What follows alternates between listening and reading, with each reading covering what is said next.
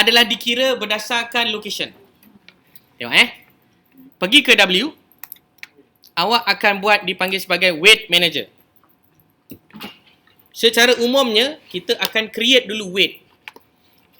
Tekan create, kita akan select ID variable untuk weight. Weight ni pemberat bagi data ini membaca analisis tu.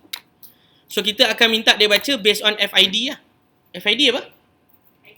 ID setiap location kita, betul tak?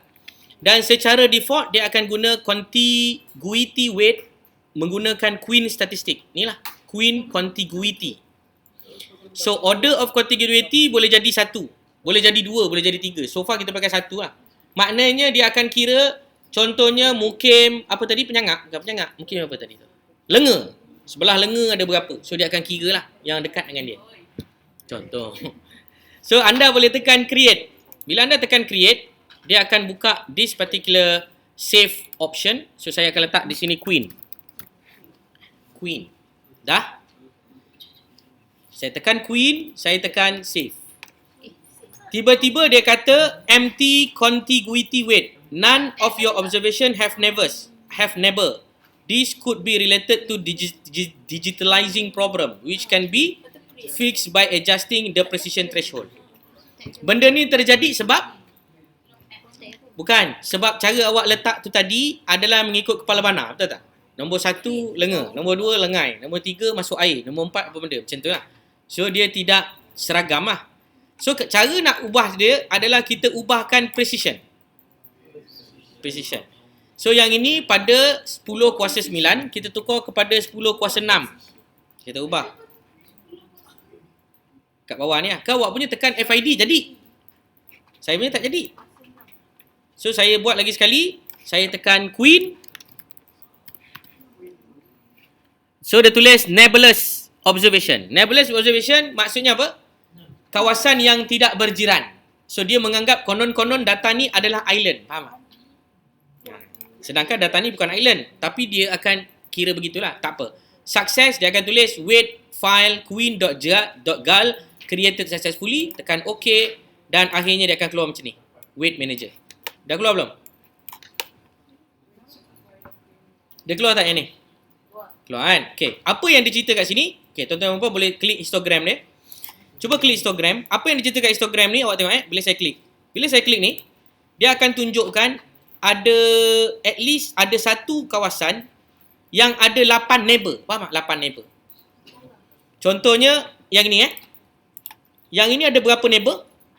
Yang ni ada 1, 2, 3, 4, 5, 6. Mungkin yang ini mungkin ada 8 neighbor. Yang macam ini ada berapa neighbor? Ada 1 lah. Ini neighbor dia 1 sebelah sini. Betul? Ini neighbor dia 2. 1, 2. Histogram ni senang cerita nak tunjuk apa? Berapa banyak dia punya neighbor. Tu je. Okay, tutup.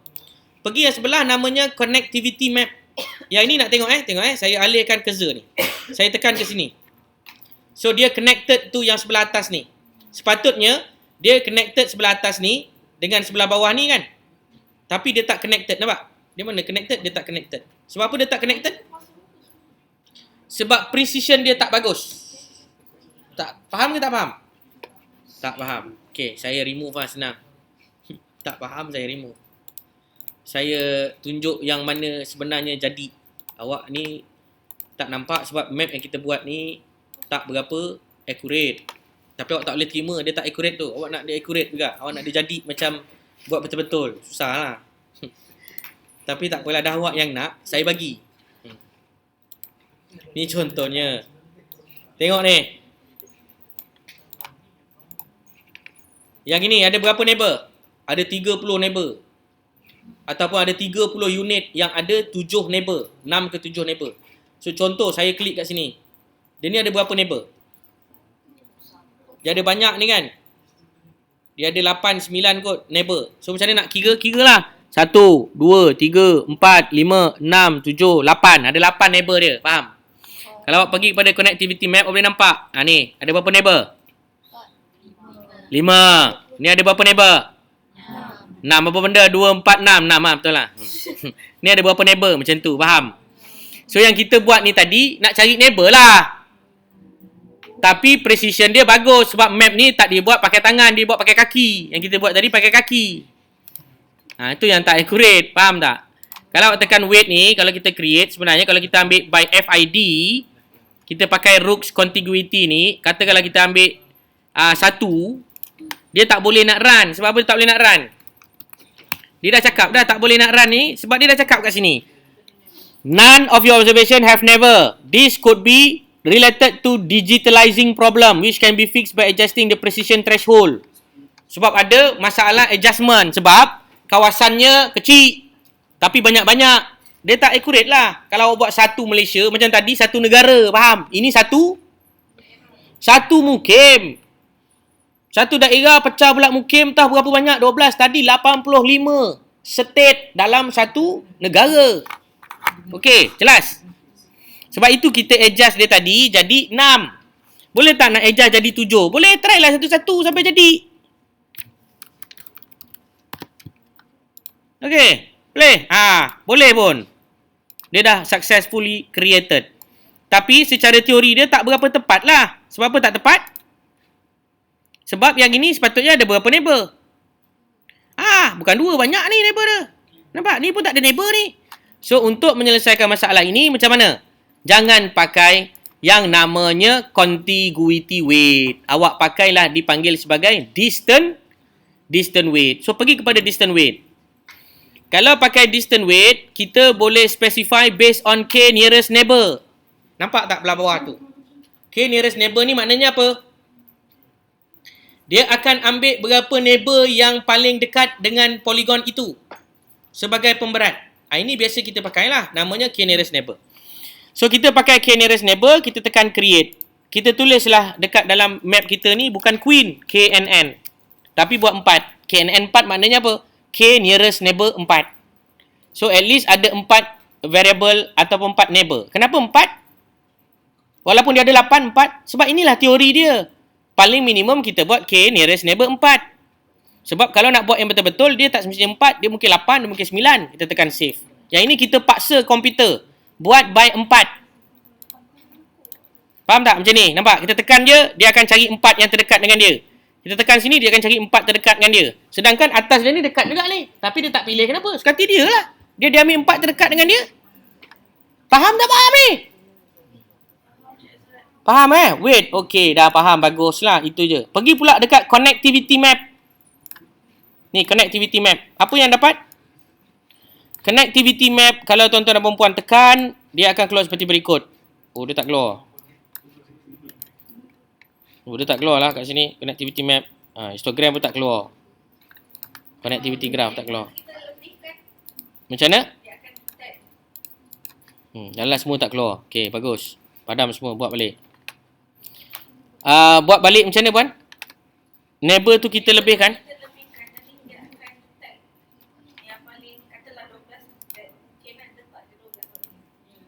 Tak boleh. Tak boleh. Dia kalau secara literature dia akan kata letak at least 4. Yes, of course. That's why kita tak boleh pakai KNN, kita kena pakai Queen. Queen yang tadi lah, contiguity tadi tu, itu yang lebih tepat. Estimation of the weight adalah benda yang perlu didiscuss dan perlu dibelajar satu elemen lain. Tak boleh cerita dalam kelas ni. Tapi nak bagi tahu, Queen akan menggunakan yang paling dekat dengan dia. Tapi kita tak boleh pakai Queen lah. Kita kena pakai KNN. Yelah, sebab Queen tadi kan ada yang does not make any sense. Ni contoh connectivity graph. Nampak tak? Dia punya connection tu. Dia akan tunjuk garisan tu. Yang ni sampai ke mana, ni sampai ke mana.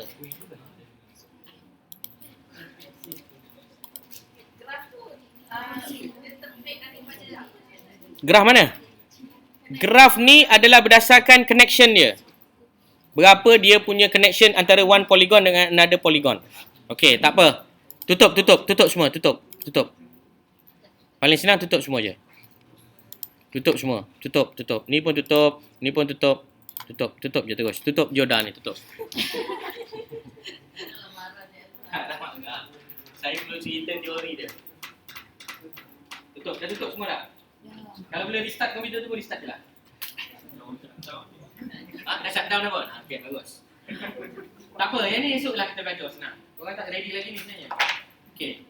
Cara nak faham dia sebenarnya begini. Mana maka kami remission? Mana sini?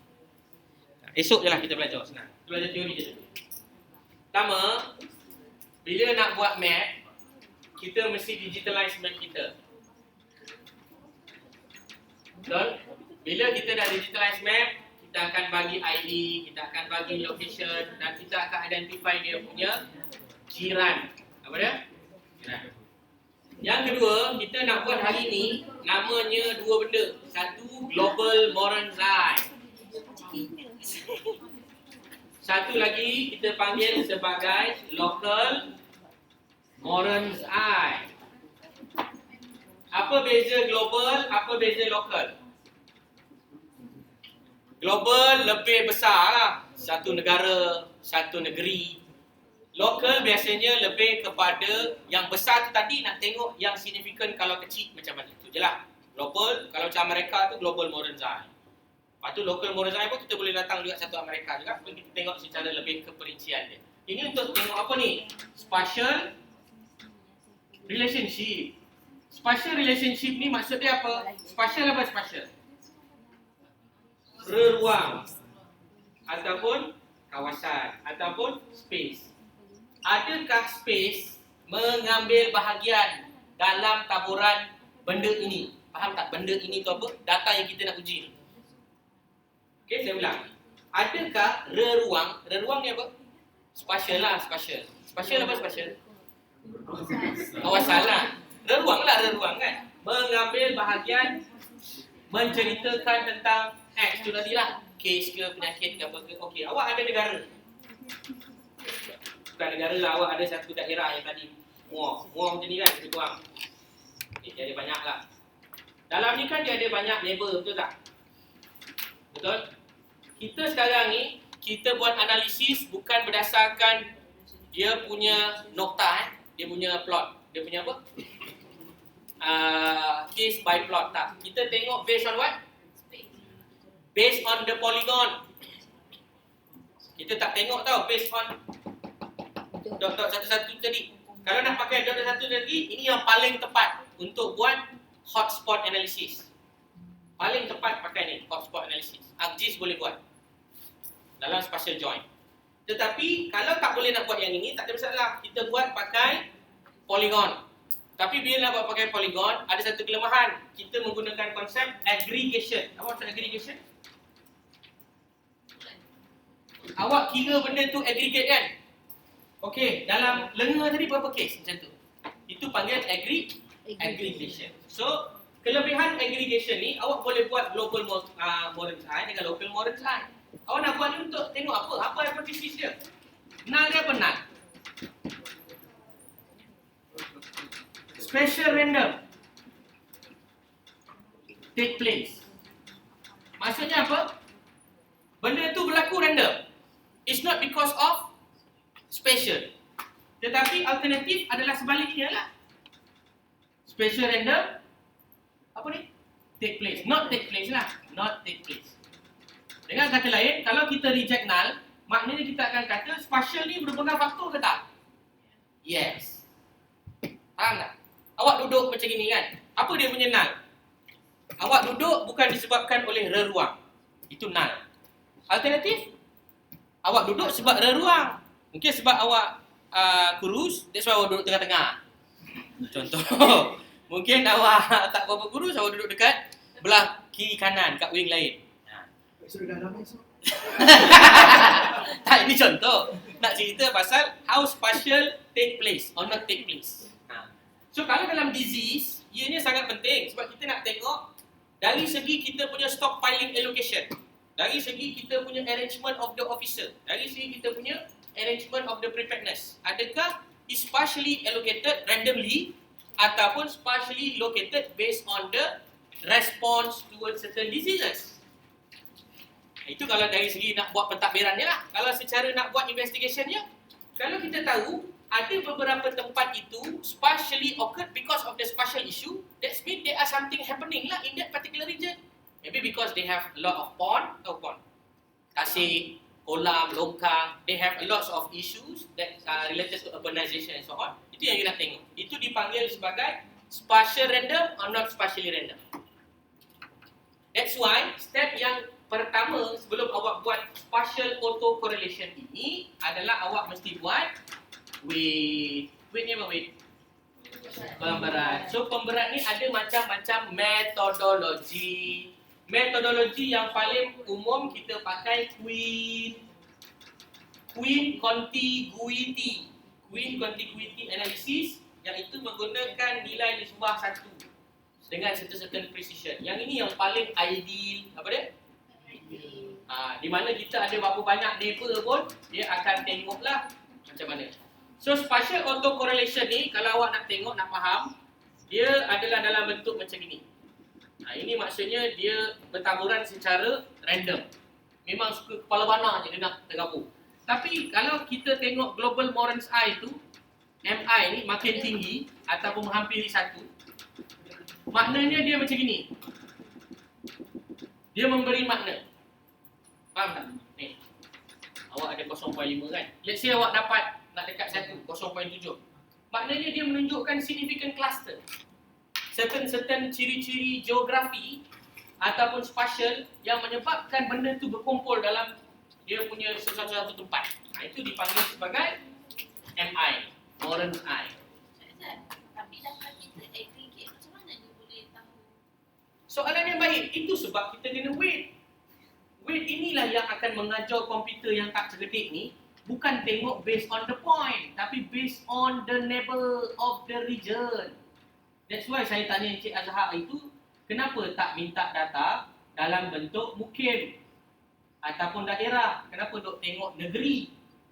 Kalau awak tengok negeri dalam Malaysia ni, memanglah ada 14 negeri termasuk Sabah, Sarawak. Tapi cerita dia complete tak complete? Tak complete. Sebab awak nak buat spatial autocorrelation, tak boleh. Saya tunjuk contoh paling senang. Maksudnya kalau ada kes yang panggil apa Yang macam high, low, high, kita tak boleh detect. Yes. Saya ambil contoh yang ini. Ini apa nama ni? Ini apa nama ni? Ini nama Semenanjung Malaysia. Saya buat weight contoh saya buat weight. Saya create weight ini based on the ID. Sorry. Saya make weight ni based on the ID 2. Okay. Saya create based on the Queen. Based on the Queen statistic. Tengok apa jadi. Queen. So dia ada nebulous lah. Nebulous ni sebab apa? Sebab apa ada nebulous? Sebab adanya Pulau Pinang ke apa atas ni? Ni Pulau Langkawi, ini Pulau Pinang. So dia tak kira lah yang itu sebab dia tak ada nebulous. So tengok histogram. Apa histogram ni cerita? Tengok ni. Dia menceritakan number of neighbor dan berapa banyak bilangan. Kat sini maknanya apa? Ada 20 kawasan yang ada 4 ataupun 5 neighbor. Betul tak? Ni ambil ni. Kiralah berapa neighbor dia. Ni nanti besarkan. Pakai mikroskop tengok. Ada berapa neighbor kat sini. Ini tak nampak lagi tak apa. Tutup pula yang ni. Ambil lagi satu. Tekan connectivity map. Tak nampak juga lagi. Besarkan lagi. Yang ni ada berapa neighbor ni? Macam tu lah. 1, 2, 3. Nampak? Kita memberi weight kepada dia. Sebab isu ni sekarang kita nak buat spatial weight assessment. Nak tengok sama adakah faktor ruang ini dipengaruhi tak dipengaruhi ke tidak. Berdasarkan dia punya pemberat. Pemberat dia berdasarkan poligon ni tadi. Kalau awak tak nak, boleh awak pakailah point. Boleh pakai point. Tapi jangan pakai QGIS. Jangan pakai Geoda. Pakai ArcGIS. Boleh. Nak? Kita buat ArcGIS pula esok. Batuk siap. Tak, ArcGIS pun boleh juga. Tapi ArcGIS bagi saya sangat bagus lah kalau awak dah faham yang basic ni. Yang ini sebab dia free baik. Betul batuk pun minta maaf. So ini contoh dia. Berapa banyak dia punya neighbor kan. Okey, habis. Anda boleh tengok connectivity graph. Tengok ni. Contoh yang ini. Dia connected dengan mana? Nampak? Ini connected dengan siapa? Ni connected dengan siapa? Siapa neighbor dia? Siapa neighbor dia? Contoh ni. Ni siapa neighbor dia? Tengoklah siapa neighbor dia. Dia ada kaitan dengan kes ke? Of course lah. Itulah dia punya null. Null dia tak ada kaitan. Dia main tergabung ikut kepala bana je. Tapi bila kita test secara statistik menggunakan global ataupun local Morans I ni, kita nak tengok adakah dia ada auto correlation, ada berkait disebabkan oleh dia neighbor. Kalau ada garis tu maksudnya ada auto. Garis ni tak ada makna pun. Garis ni menunjukkan dia ni neighbor dengan siapa. Itu saja. Tapi macam tak tahu ada auto correlation. Itu sebab kita buat tadi, kita panggil sebagai space univariate local ataupun kita buat yang ni. Ni dua ni adalah contoh. Contoh. Okey. Kita dah buat weight kan? Dah buat weight belum? Dah kan? Okey, kita nak terus run. Univariate. Kita ambil case. Okey, ni contoh case. Tengok case dia. Nampak tak? Apa yang awak nampak? Hi, low, high, low, high. Tapi ini secara global. Global Morans I cerita secara keseluruhan. So sekarang kita nak tengok yang local pula. Ambil case juga. Kita tekan significant map Morans I cluster. Open. Nampak? Nampak tak? Contoh. You nak cari apa? Contoh you nak cari low. You nak cari low buat apa?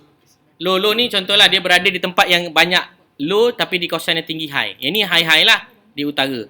Ini low di tengah-tengah. Yang kita nak tengok yang ini low high. Low high ni maksudnya apa? Ni negeri mana ni? Dia boleh, ni daerah mana ni? Dia boleh slow ataupun rendah case dia tapi dalam kawasan yang sangat tinggi. Betul tak?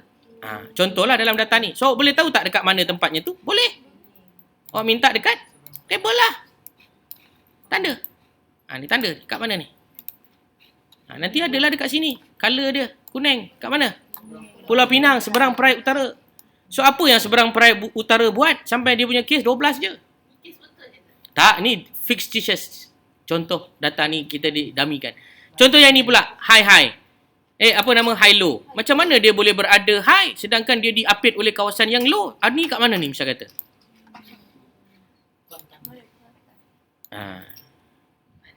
Dia berada di Gua Musang. Sebab ada nick misal kata. Contoh. Jadi, saya nak cerita dengan tuan-tuan dan puan-puan sekalian, apa yang nak ceritakan dalam this particular analysis, kalau tuan-tuan dan puan-puan buat apa-apa analisis akan datang in the future, you akan pentingkan benda ni sebab you nak tengok spatially dia being distributed macam mana. Tapi, sorry to say lah, ni komen saya. Bila saya belajar benda ni, saya tengok apa yang kita praktiskan, kita tengok by state. You tengok by state, you tak nampak benda-benda ni. Faham tak? You tengok by state. Ada berapa je dalam state? Kalau ini ada berapa ni tadi? 100 berapa kan? Ini saya tak masukkan Sabah Sarawak sebab Sabah Sarawak sahaja dah beratus. Tapi itulah yang kita nak, betul tak? Kenapa tiba-tiba ada peningkatan kes kat sini? Kenapa tak ada peningkatan kat sana?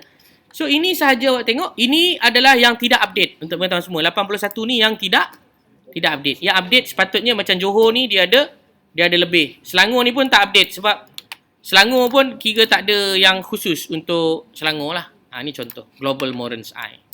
Ada apa-apa soalan tak berdasarkan yang ni? Tak ada, tak apa. Esok kita akan belajar lah. Buat penalaran ni. Dalam exam ditanya produce Lisa map and interpret accordingly. So interpret lah. Matilah. Cik Aizat jawab seorang je lah macam ni. Cik Aizat buat, Cik Aizat jawab.